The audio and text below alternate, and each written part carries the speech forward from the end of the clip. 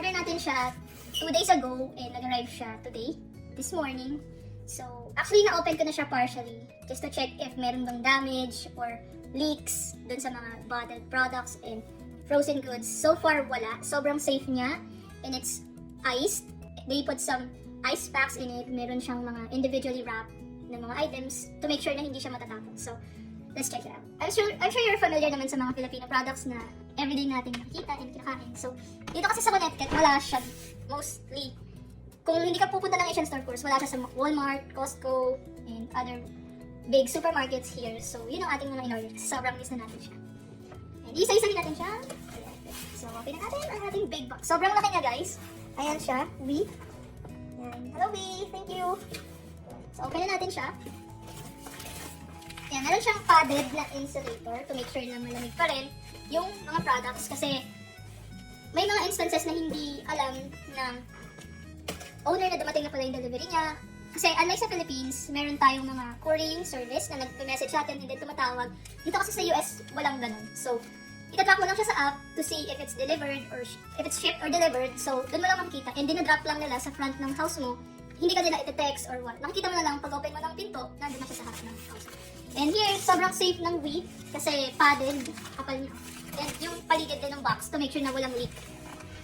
Open na natin. So, first product, this one. If you're familiar with glutinous rice, ito siya. Malagkit. Sobrang, since I cook our daily meals, sobrang gusto ko siya kasi pwede siyang replacement sa rice or whatever na miss mong kakanin sa Philippines like biko and other malagkit dish like ginataang mais, munggo, pwede siya doon. And this one, snacks. Nova. Sobrang na-miss ko itong Nova. Kasi wala siya dito sa Connecticut, sa America. Kahit sa Asian store, hindi ako nakakita. Kasi dalawa pa lang yung napapasok ko. So, I'm not familiar with most of it. Pero hindi ako nakakita ng Nova. But CB, meron siyang Nova. And this one, lemon square cheesecake. Sobrang favorite ko to kapag nag-work. Kapag snack time na sa office, sa work from home, the best to. Partneran mo lang siya ng juice or hot chocolate since I don't drink coffee. So, sorry po sa mga coffee drinkers. I don't mean to offend you, pero gusto ko siya sa hot chocolate. Hi, lemon square. Miss you. And this one. Everyone knows this. Chicharon. Chicharon is a pork belly and skin. Deep fried. Perfect siya sa munggo, snacks, and pamalit sa mga panahog natin, sa mga gulay, or munggo, especially, since I'm planning to cook munggo for Jake, magugustuhan niya. Of course, guys, alam naman natin, ang number 1 midnight snack ng mga batang 90s dyan. Pancit Canton, and it's sweet and spicy. Nag-order din ako ng garlic powder, naubos na kasi yung stocks. Meron naman siya dito, pero ingat ko na rin. Kasi kapag nag-order kayo, worth of $35 and up, free shipping na siya. So, i-grab natin ang free shipping bilang isa tayong Pilipino. Are you guys familiar with this candy?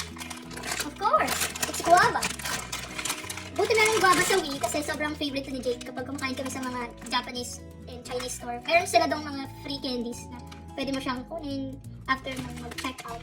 Just to clean your palate, I think. Kasi medyo oily yung kinain. So, meron sila mga free candies and sobrang hinaward ni Jake yung mga guava sa Chinese store. So, in-order ko siya ng maraming guava. And favorite ko rin kasi yung guava. And this one, guys, everyone knows this. Gulaman. Perfect for buko pandan, halo-halo. So, nung nagpunta ako sa Asian store here na malapit sa Medyard, which the name of that store is Catalina. Hello, Miss Catalina. We didn't have a chance to meet, but shout out. Sobrang daming Asian Filipino products to na sobrang pag nakita mo mamimiss mo agad ang home country. So, ito siya. Since I got there some halo-halo as a jar, halo-halo mixed, and wala akong gulaman because I thought I don't need it. Kailangan pa. So, umorder na lang ako sa Wii. It's my first time to order sa Wii. So, trinay ko lang siya for the comfort of home since laging hindi naman araw-araw pumupunta ako ng Asian store because malayo. Since we live in the countryside. So. Other snack, it's chocolate. I actually wanted to order honey, but hindi ko siya agad nakita. So, ang una ko nakita is chocolate. So, yun na lang ang aking order. It's the same taste naman. So, this is a peanut chocolate bar. And tama lang yung tamis niya for me. Mas matamis kasi yung honey. Ayun, pero the same lang naman siya. Perfect to after mo kumain, just to clean up your palate and dessert center. This one, here in the Philippines, it's Coco Mama. So it's coconut milk. But here, it's Coco Angel. I don't know if it's Angel siya ni Coco Mama. Pero, hi Coco Angel. Since favorite din ni Jakey ang mga coconut dishes, like laing, Pickle Express, I will try to cook him some fish coconut. I got some pampano here. Mamaya makita niyo siya. And this is one of Jakey's favorite snack, potato fries.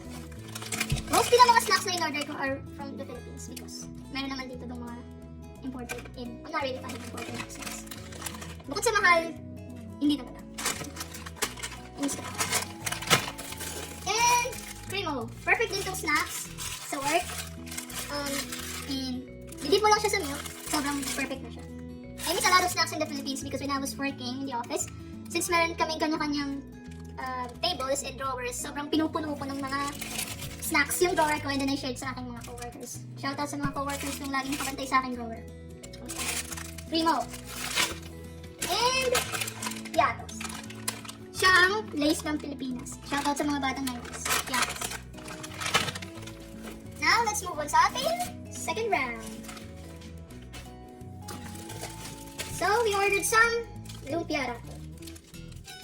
Hindi kasi ako makahanap ng mga lumpia wrapper sa mga supermarket like Aldi's, Costco. Siguro hindi lang ako masyadong naghahanap but I tried my best. Wala pa siya. So, nag-order na lang ako kay V. And this one is 25 pieces. Spring Home brand. Hindi ko na isa-isahin yung mga price pero makikita na naman siya sa app. And maybe hindi siya talaga yung price kasi nag-iiba-iba siya. Like, pag meron siya lang mga deals, sales, pwede bumaba yung prices. So, hindi ako specific sa prices. And this one, calamansi. This is a concentrated calamansi juice. 100%. Not 99, not 98. It's 100. Nag-order ako nito kasi sobrang favorite ni Jake yung toyo mansi with sili. Yung sausawan, any dish. Especially sa chicken inasal sa like chicken barbecue and pork barbecue. Sobrang favorite niya yung dipping sauce na yun. So, wala akong mahanap na calamansi fruit here sa Connecticut. So, nag-order na lang ako ng frozen. And it's individually packed. So, pag gusto mo lang kumuha, just to try it. And consumable for 1 day. Kuha ka lang. Kasi individually packed naman siya. And this is the packet. So, it's a pomfret. Meron naman din siya dito sa mga market. Pero, in-order ko na lang din siya kasi nakasale. Tipid-tipid. Ito naman, onion leeks. So, meron tayong onion leeks kasi nga, magluluto tayo ng lumpia. Meron naman mga onion leeks dito, pero bulk kasi siya and I don't need plenty of it. Sobrang dami niya. So, hindi naman isang barangay ang lulutuan natin. Kaya, ito lang. Magtipid tayo. Bawal nagaksaya. Bukod sa magtipid. And this one, guys. Everyone knows this. Tipas. Tipas Hopia. Everyone loves this. When I was in the Philippines, favorite snack ko din to while working. Kapag lunchtime namin sa Makati, shout out sa mga kawork ko sa Makati. If you're familiar with Jolly Jeep, meron sila lagi nito. And lagi ako bumibili ng isang box. Perfect kasi siya. I actually ordered this original flavor which is mungpin, munggo. But they do have pastillas, ube, cheese, I think. Not sure. Pero parang cheesy yung ano niya. Pero, and hopia baboy. They call it baboy for some reason. Pero, hopia munggo ang kanilang original. This one, I also got buko pie. So, buko pie is one of Jakey's favorites since I told you nga, diba? Sobrang love niya coconut. So, I ordered yung buko pie. He tried buko pie before and sobrang love niya yun. Kaya lang di niya rin inubos kasi sobrang dami. This one, guys, I know you're familiar with this. It's pandesal from Goldilocks. Namiss ko din ang pandesal since I came here. Hindi na ako nakakain ng pandesal because they only have bagels, loaf bread, baguette. And I'm not really familiar with that when I was in the Philippines kasi favorite ko is pandesal. Dahil every morning sa office namin, libre yan. Meron tayong mga coworkers na sponsor. Thank you. Shout out sa aming mga coworker na sponsor ng pandesal. Miss Adonna, Miss Cess, hello! And, it's kind of heavy. So this one, it's actually a frozen lechon. If you are familiar with lechon, Cebu. This is one of the best lechon in the Philippines. So it's Cebuchon. And it's frozen. So whenever you feel to cook it, ilalagay mo lang siya sa oven. Ito-toast mo lang siya. And meron ka ng lechon. Simple as that. And this one. siopaw asado. So it's a steam bun filled with pork, like asado. It's like the same texture as adobo, but it's super sweet. Yun yung filling niya sa loob. Steam bun siya. It's like a bread. Na ang filling niya sa loob ay pork. And I also got ginger. Wala na kasing stock, so inad ko lang. And this one guys, I know you are familiar with bangus. It's unseasoned, so it's up to me how am I gonna season them. And sobrang love ko din yung dye na bangus, kaya depone na siya, para hindi tayo matitirik. And sobrang favorite din Jake kasi gusto niya yung mga fish na hindi fishy, weird. But favorite niya ang bangus, sobrang fell in love siya sa bangus. So, order tayo na lang. And this one, skinless longganisa. So, Jakey called it sausage, but sausage ba talaga is walang skin? Pero sausage siya. Wala lang siyang skin, kasi skinless na. It's a Filipino product too, Pure Foods. Pero meron siyang Martin Pure Foods. So, I don't know if it's the original Pure Food product, pero ito kasi yung nasa week. So, ito na lang in-order ko. And, sakto lang yung dami niya para sa amin. Kasi bawal mag-aksaya guys.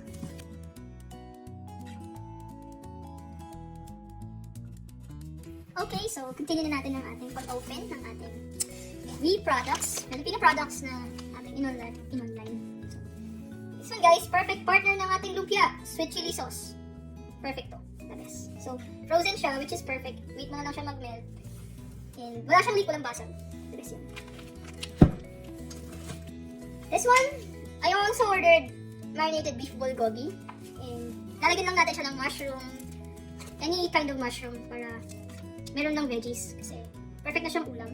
Even not partner with rice, pwede din siyang partner sa mga veggies. This one, guys, familiar kayo dito. Pork tocino. Everyone loves tosilog. If you're familiar with tosilog, so it's tocino, this one, fried egg, and fried rice. Typical Filipino breakfast. And I also ordered this, I think it's half kilo, pork belly skin, with skin, and fats. Mostly nakita ko kasi mga pork na meat dito, wala siyang fats, puro lang siya meat, and wala rin siyang skin. Syempre, walang fats. Yun, so, di siya masarap for adobo and other like barbecue. Parang kulang, as a Filipino, kulang yung lasa niya. So, I tried to order it online. Thankfully, meron sila. Yan, meron tayong pork belly with fats. So, ayun lang. Ayun na ang ating mga na-ordered online sa Wii. And so far, sobrang dami niya. For the price of $190. Siya. Sobrang the best. Diba? Ang dami niya. So, yun lang guys. Thank you for watching. Please follow my page, Island Girl in New England. Thank you so much for watching. Bye!